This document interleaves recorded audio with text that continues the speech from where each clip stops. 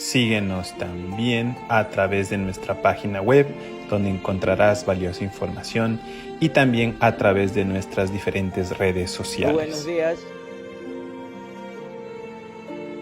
a todos los que están conectados a través de la plataforma Zoom de los discernimientos bíblicos dominicales que tiene a cargo la Iglesia Gnóstica y el Patriarcado de la Gnosis Universal. Hoy vamos a tocar un tema interesante que tiene que ver con la sabiduría del Cristo, el gran Kabir, sobre el publicano y el fariseo.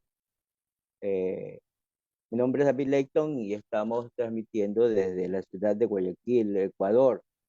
Es un placer, un gusto volver a estas actividades. Eh, Hace mucho tiempo que no tenía la oportunidad, no porque no me la han querido dar, sino porque hemos estado cumpliendo misión, y eso también nos llena de mucha satisfacción al visitar a los hermanos de otros países. Y todo eso nos impulsa, nos motiva para continuar haciendo la misión, ¿no? Esto también es la misión, entonces estamos muy satisfechos y contentos de compartir con ustedes el día de hoy.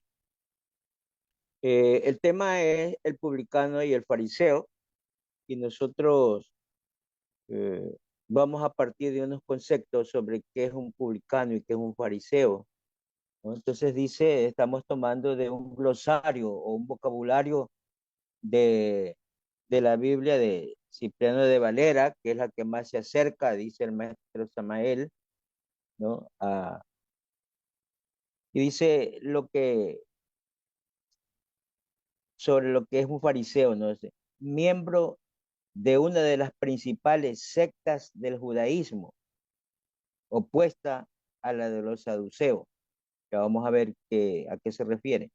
Se caracterizaban, o sea, los fariseos, por su legalismo, ritualismo y apego a las tradiciones, pero en su, pero en su teología daban lugar a doctrinas como la resurrección, la vida futura y la jerarquía de los ángeles que los saduceos rechazaban. Eso es lo que dice este glosario, ¿no? Más adelante vamos a ver también dentro de la bibliografía del maestro Samael la gran rebelión, cuando él explica en una forma mucho más profunda sobre ese concepto, ¿no? Pero para iniciar nosotros nuestro discernimiento hemos creído conveniente tomar de la Biblia lo que significa, ¿no? De ese glosario. Y como dice también el publicano, ¿no? ¿A qué se estaba refiriendo?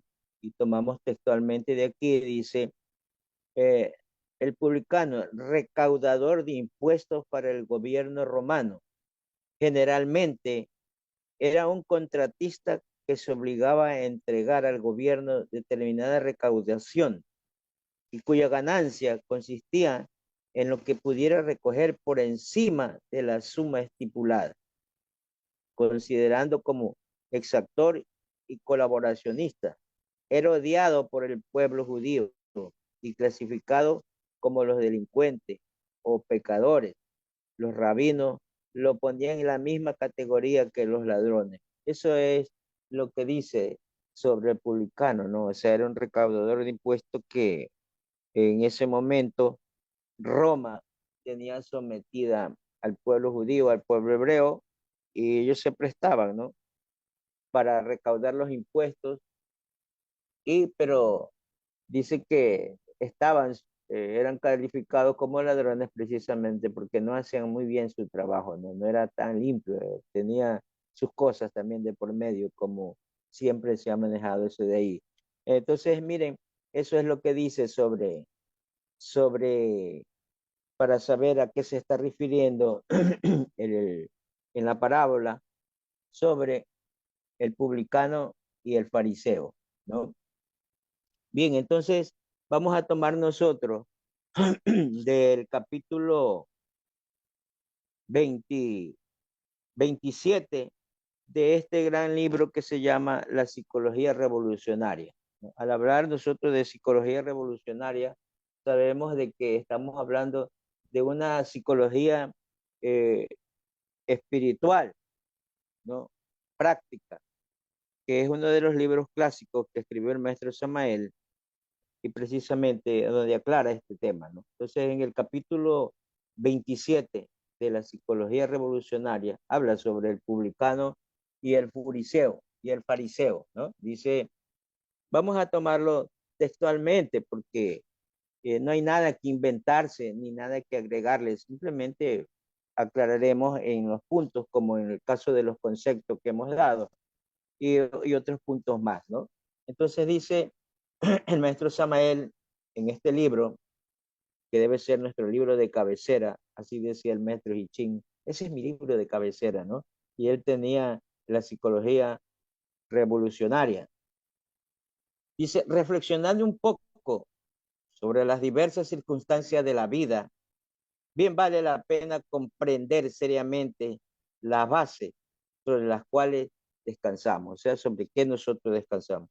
Una persona descansa sobre su posición económica, otra sobre el dinero, aquella sobre el prestigio, esa otra sobre su pasado, esta otra sobre cuál o cuál título, etcétera, etcétera, etcétera. Lo más curioso es que todos, ya sea rico o mendicante, necesitamos de todos y vivimos todos, aunque estemos inflados de orgullo y vanidad. Pensemos por un momento en lo que puedan quitarnos. ¿Cuál sería nuestra suerte en una revolución de sangre y aguardiente? ¿En qué quedarían las bases sobre las cuales descansamos? Ay de nosotros, nos creemos muy fuertes y somos espantosamente débiles. El yo, o sea, los defectos, nuestros agregados psicológicos, que se siente en sí mismo la base sobre la que descansamos, debe ser disuelto, si es que en realidad anhelamos la verdadera bienaventuranza. Tal yo subestima a las personas, se siente mejor que todo el mundo, más perfecto en todo, más rico, más inteligente, más experto en la vida, etcétera. Resulta muy oportuno citar ahora aquella parábola de Jesús, el gran Kabir, acerca de dos hombres que oraban. Fue dicha a unos que confiaban en sí mismos como justos y menospreciaban a otros. Jesús el Cristo dice, ahí tenemos la cita bíblica, dice de Lucas capítulo 18 del 10 al 14. Dice, dos hombres subieron al templo a orar. Uno era fariseo y el otro publicano, o sea, recaudador de impuestos. El fariseo, puesto en pie, oraba consigo mismo de esta manera. Dios, te doy gracias porque no soy como los demás hombres, ladrones, injustos, adúlteros, ni aun como este publicano. Ayuno 2 veces a la semana, doy diezmo de todo lo que gano. Mas el publicano, estando lejos, no quería ni alzar los ojos al cielo, sino que se golpeaba el pecho diciendo, Dios, sé propicio a mi pecador. Os digo que este descendió a su casa justificado antes de que el otro, porque cualquiera que se enaltece será humillado, y el que se humilla será enaltecido. Esas son las sabias palabras de del gran Kabil, el Salvador del mundo, de, del Cristo, sobre esta enseñanza, ¿no? De las parábolas que él dio y se mantiene vigente. No han pasado de moda, ni han pasado de la historia, ¿no? Siguen vigentes a pesar de que fueron expresadas hace más de 2000 años. El cristianismo no ha perdido su vigor, su diafanidad, su sabiduría, porque hay dos clases de cristianismo, ¿no? El, el pseudo cristianismo o el neocristianismo, el cristianismo que ahora se practica y es respetable los que lo practiquen a través de esa forma, pero la iglesia gnóstica y los que somos estudiantes de la gnosis estudiamos el cristianismo primitivo, que es la gran diferencia, que se mantiene verdaderamente la doctrina como debe enseñarse. Y hablando de cristianismo primitivo, aquí vale recalcar que también para esa época de los fariseos y, y los saduceos, ¿no? Vamos a ver lo que dice el maestro Samael sobre estas dos escuelas, ¿no?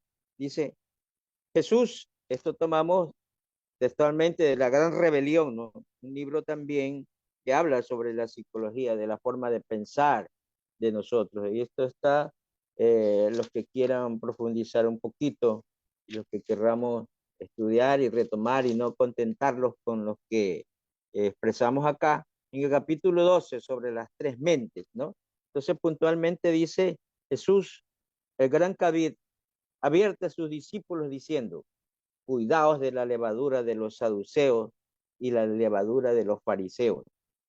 Es ostensible que Jesús el Cristo, con esta advertencia, se refirió a las doctrinas de los materialistas saduceos y de los hipócritas fariseos. Entonces aquí ya vamos entrando en un concepto de esas dos escuelas que existían, ¿no?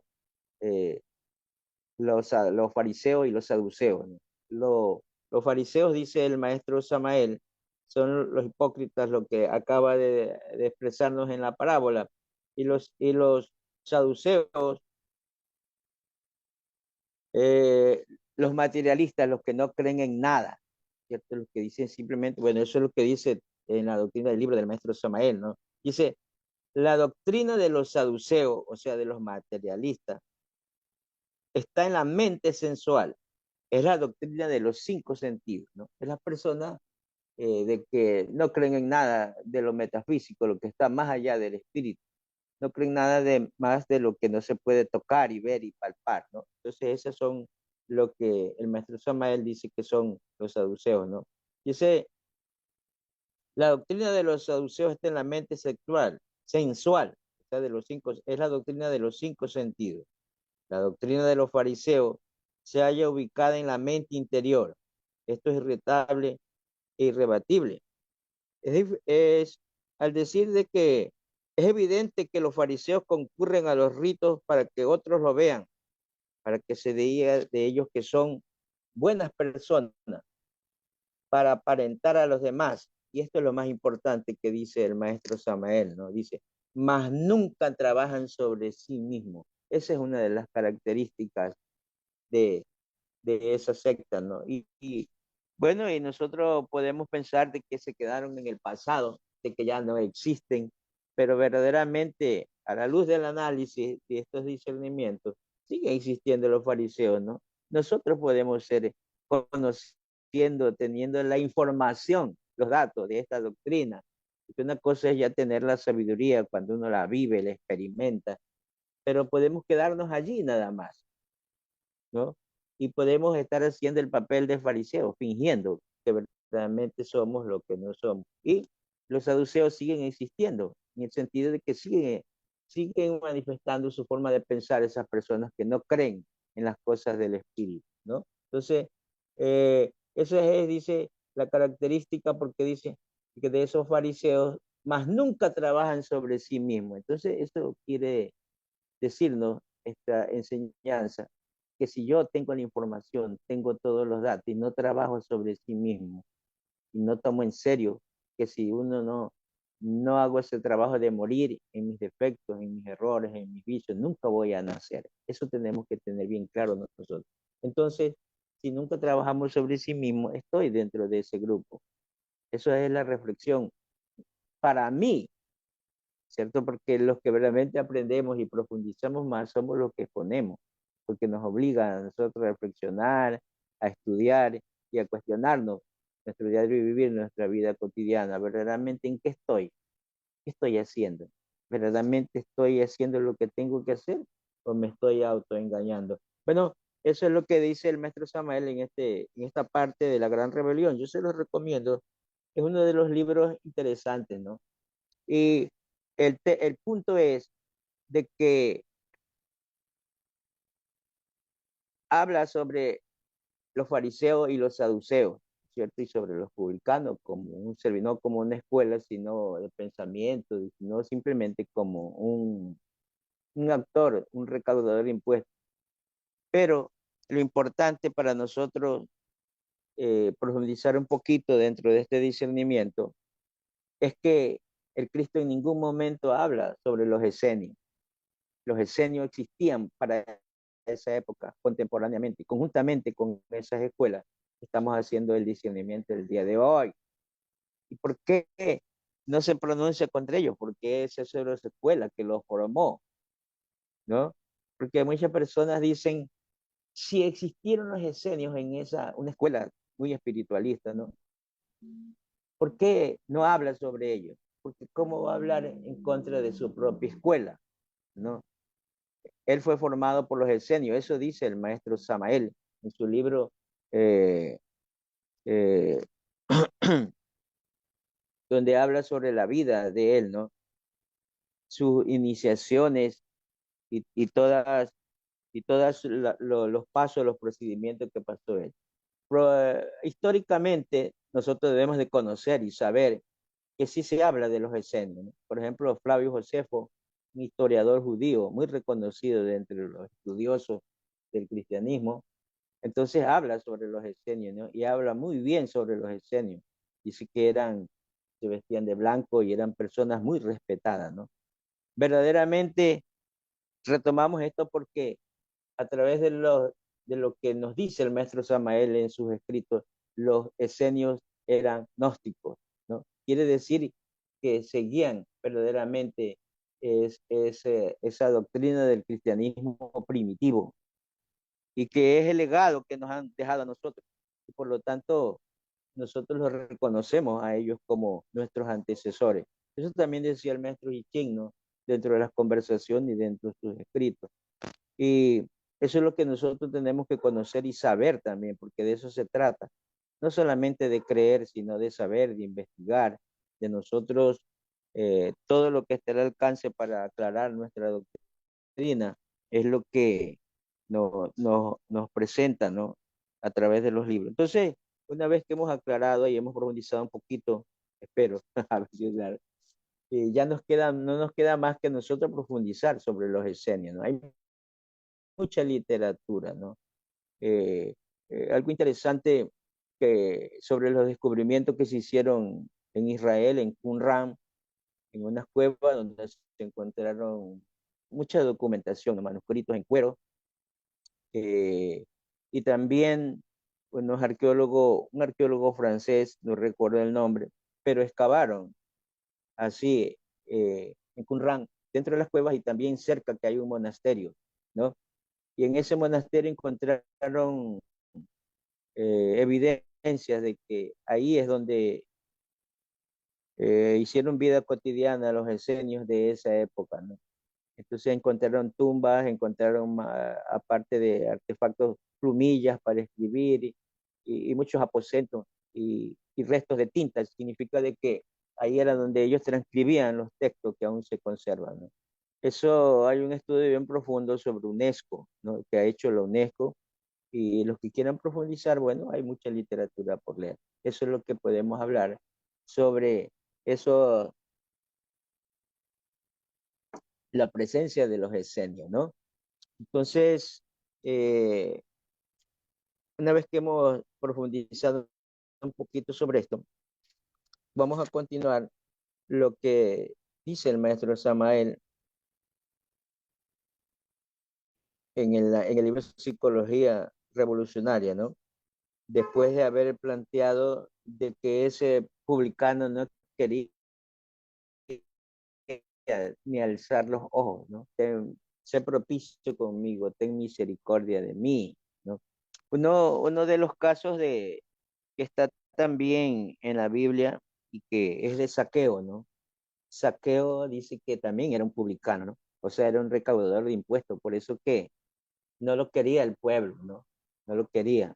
Pero él sentía ese llamado hacia la espiritualidad y se buscó la forma de ver por lo menos de lejos a, al Salvador del mundo, ¿no? Y como dice que era bajo de estatura, se subió a un árbol de sicomoro, ¿no? Y de ahí lo pudo observar, pero maestro capta y ve más allá de la parte física y sabía de que él quería ese conocimiento, ¿no?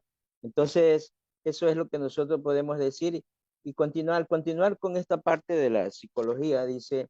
empezar a darse cuenta de lo que dice el maestro Samael, ¿no? Empezar a darse cuenta de la propia necesidad y miseria en que nos encontramos es absolutamente imposible, en tanto existe en nosotros el concepto ese del más. Ejemplo, yo soy más justo que aquel, más sabio que fulano, más virtuoso que sultano, más rico, más experto en las cosas de la vida, más casto, más cumplidor de mis deberes, etcétera, etcétera. Entonces ahí dice, no es posible pasar a través del ojo de una aguja mientras seamos ricos, mientras nosotros exista el complejo de más. Lo que decía en la parábola del Cristo, ¿no? Es más fácil pasar un camello por el ojo de una aguja que entrar un rico en el reino de Dios. Y aquí es importante discernir y nosotros ponernos a reflexionar que imposible que esa gran jerarquía se haya opuesto a las personas de dinero, ¿no? Ha sido mal interpretado, ¿no? Mal discernido, podríamos decir. No se estaba refiriendo a la riqueza física. Si uno a través de su trabajo legal surge y tiene dinero, bienvenido, disfrútelo, ¿no? Ya es cuestionable cuando es a través de métodos oscuros que se logra eso o haciendo mal a los demás. Pero en ningún momento nosotros como estudiantes vamos a estar en contra de las personas que poseen y y lo tienen de buena fuente, ¿no? Se estaba refiriendo es verdaderamente a esa riqueza que vamos a leer acá interior de nuestros defectos, nuestros agregados psicológicos. Ahí es cuando a eso es si somos ricos, estamos bien gordos nosotros, bien saludables, entonces a eso es lo que se refiere, ¿no? Eso dice, eh, eso que tu escuela es la mejor y que la de mi prójimo no sirve, eso que tu religión es la única verdadera. La mujer de fulano es una pésima esposa y que de la mía es una santa. Eso de que mi amigo fulano de tal es un borracho y yo soy un hombre muy juicioso y abstemio, ¿no? Es lo que nos hace sentirnos ricos, motivo por el cual todos somos los camellos de la parábola bíblica con relación al trabajo esotérico. Entonces eso es importante recalcar lo que nos dice el maestro Samael en su libro El matrimonio perfecto, ¿no? Que nosotros debemos ser respetuosos del libre albedrío, de, de la forma libre de tomar cualquier tipo de creencia o religión de los demás. Nosotros simplemente respetamos y decimos, bueno, que eso es lo que le llena a esa persona, pero en ningún momento nosotros nos vamos a poner a criticar. Pero eso sí se ha dado también entre los grupos, ¿no? Lamentablemente, porque precisamente falta profundizar sobre la psicología. Han dado prioridad a otros temas interesantes como la medicina, la metafísica, la creación del universo y todas esas cosas, pero nos hemos olvidado, digo, nos hemos olvidado verdaderamente de la parte psicológica, que es la parte trascendental, el meollo del asunto, podríamos decir, porque si nosotros no descubrimos a través de la psicología espiritual y experimental del diario vivir, nosotros no vamos a cambiar ni a transformarnos nunca, porque de lo contrario, ¿cómo vamos a descubrir algo que nosotros creemos que no poseemos? Entonces, dice es urgente autoobservarnos de momento en momento con el propósito de conocer claramente los fundamentos sobre los que descansamos, ¿no? Cuando uno descubre aquello que más le ofende en un instante dado, la molestia que le dieron por tal o cual cosa, entonces descubre las bases sobre las cuales descansamos psicológicamente.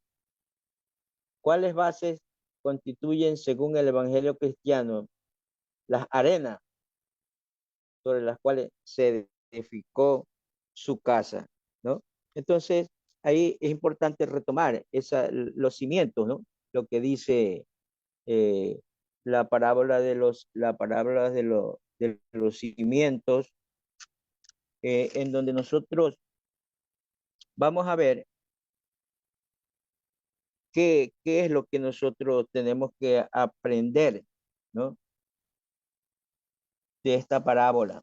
Entonces, eso está en Mateo capítulo 7, versículo 24 al 29. Dice, cualquiera pues que me oye estas palabras y las hace, eso es importante, yo lo tengo subrayado aquí con rojo, ¿no? Dice, cualquiera pues que oye estas palabras y las hace, les compararé a un hombre prudente que edificó su casa sobre la roca. Descendió lluvia y vinieron ríos y soplaron vientos, golpearon contra aquella casa y no cayó porque estaba fundada sobre la roca. Pero cualquiera que oye estas palabras y no las hace, le compararé a un hombre insensato que edificó su casa sobre la arena. Y descendió lluvia y vinieron ríos y soplaron vientos y dieron con ímpetu contra aquella casa y cayó y fue grande su ruina. Y cuando terminó Jesús estas palabras, la gente se admiraba de su doctrina, porque las enseñanzas como quien, porque las enseñaba como quien tiene autoridad y no como los escribas. Entonces, esa es la gran diferencia entre este gran ser y las personas de esa época, ¿no? Que no lo aceptaban. Bueno, es normal cuando uno va y quiere romper esas tradiciones, esas creencias, ¿no? Entonces, esa es sobre qué estamos nosotros cimentados, ¿no? Y algo importante que nosotros tenemos que recordar como estudiantes de esta doctrina, cuando habla de la roca, ¿no es cierto? Dice que tenemos que cimentar, que construir sobre la roca, dice la doctrina del maestro Samael, que la roca, eso dice él, ¿no? En sus libros, que la roca es el sexo, el conocimiento sobre el sabio uso de las energías creadoras, ¿no?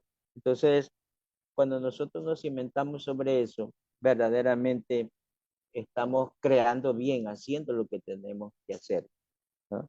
Y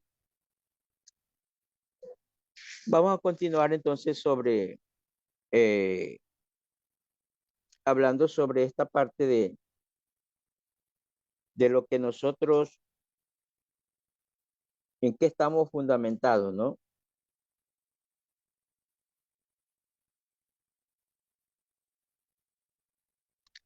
Entonces dice, sentirse a sí mismo por medio de las cosas exteriores, fundamentarse en ellas equivale a estar sentado, estar en un estado de absoluta inconsciencia, ¿no? Dice, sentirse a sí mismo por medio de las cosas exteriores, o sea, nada espiritual. Fundamentarse en ellas equivale a estar en estado de absoluta inconsciencia. El sentimiento de la seidad, el real ser, solo es posible disolviendo todos esos yoes que en nuestro interior llevamos. Ante tal sentimiento resulta algo más imposible. Lamentablemente, los adoradores del yo no aceptan esto. Ellos se creen dioses, piensan que ya poseen los cuerpos gloriosos que hablara Pablo de Tarso. Suponen que el yo es divino y no hay quien les quite tales absurdos de la cabeza. Uno no sabe qué hacer con tantas personas, con tales personas, se les explica y no entendemos, siempre aferrados a las arenas sobre las cuales hemos edificado nuestra casa, siempre metido en sus dogmas, en sus caprichos, en sus necedades.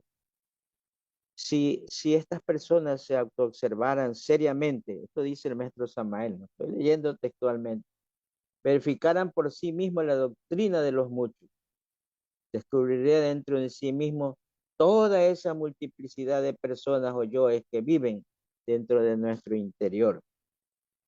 ¿Cómo podría existir en nosotros el real sentimiento de nuestro verdadero ser cuando esos yoes están sintiendo por nosotros, pensando por nosotros?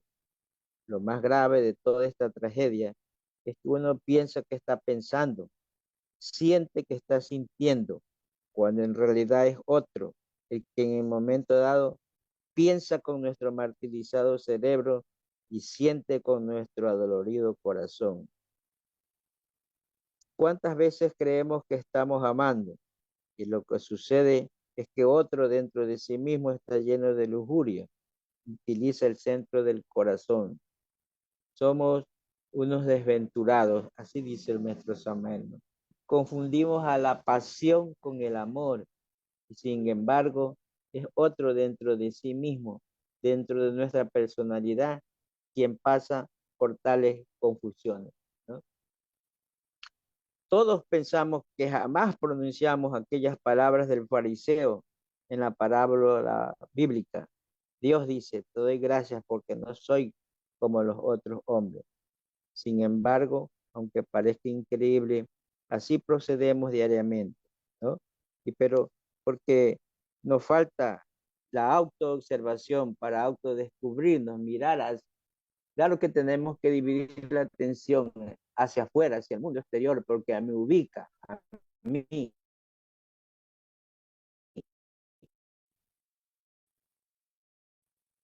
pero también tengo que mirar hacia mis emociones, hacia mis voluntades o mis voliciones. ¿Por qué estoy pensando de esa forma? ¿Por qué eh, tengo ese tipo de emociones dentro de mí? ¿No? Eso es autodescubrirnos nosotros, sentirnos nosotros y ver en qué momento actúan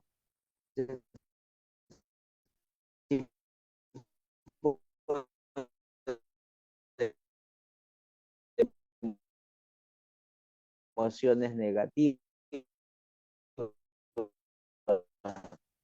¿no? Esa de melancolía, los pensamientos negativos, ¿no? A que se manifiesten en y a través de nosotros y que cada vez tomen más y más fuerza. Cuando uno hace una autorreflexión y toma la decisión de no dejarse manipular, es poco a poco, es un proceso de ese tipo de fuerzas que viven dentro de nosotros. Ellos se alimentan de nuestras emociones negativas, de nuestros pensamientos negativos, ¿no? Cada vez se vuelven más robustos, más saludables. Entonces, esa es la oportunidad que nosotros tenemos a través de la autoobservación, del autodescubrimiento. Porque si de lo contrario, si no lo hacemos nosotros, utilizando la psicología espiritual experimental, no vamos a descubrir lo que tenemos en nuestro interior. Entonces siempre nos vamos a justificar y vamos a decir que nosotros no poseemos eso, ¿no? Que eso es para las otras personas.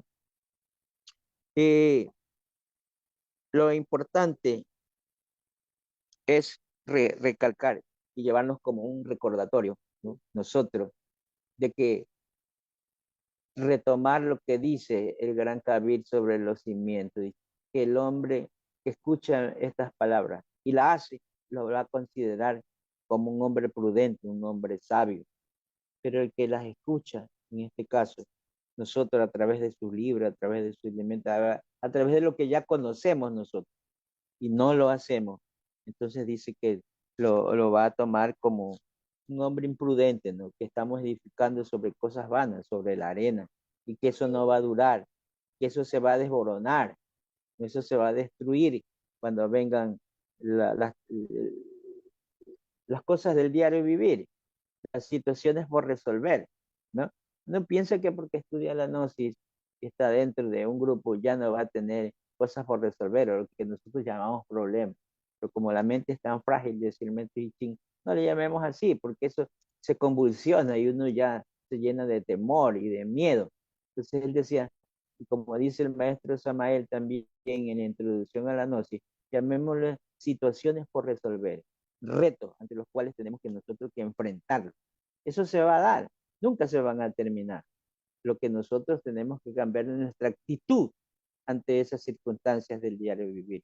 Actitud mental positiva, llenarnos más de fe, llenarnos más de esperanza y saber que nosotros tenemos que desarrollar esa parte espiritual, esa templanza, esa fuerza interior para nosotros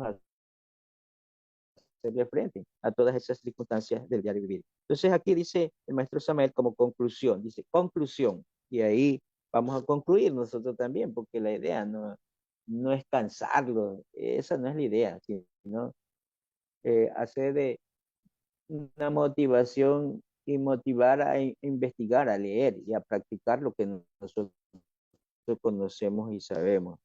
Entonces dice, conclusión, los demás son malvados, injustos, adúlteros, ladrones y perversos. Y cada uno de nosotros una mansa oveja, un santito de chocolate, bueno para tenerlo como un niño de oro en alguna iglesia. Cuán necios somos.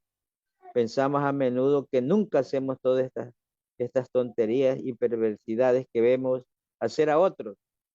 Llegamos por tal motivo a la conclusión de que somos magníficas personas.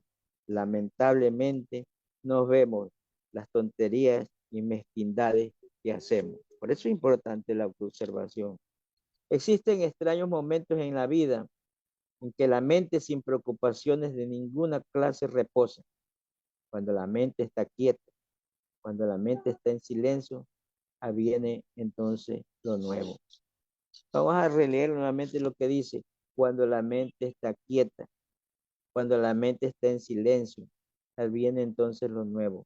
En tales instantes es posible ver las bases, los fundamentos sobre los cuales descansamos. Entonces eso significa de que tenemos que entrar en un estado de reflexión o de meditación, cerrar los ojos, prender una velita, y nosotros cuestionarnos nosotros mismos, que no necesitamos cuestionar a los demás.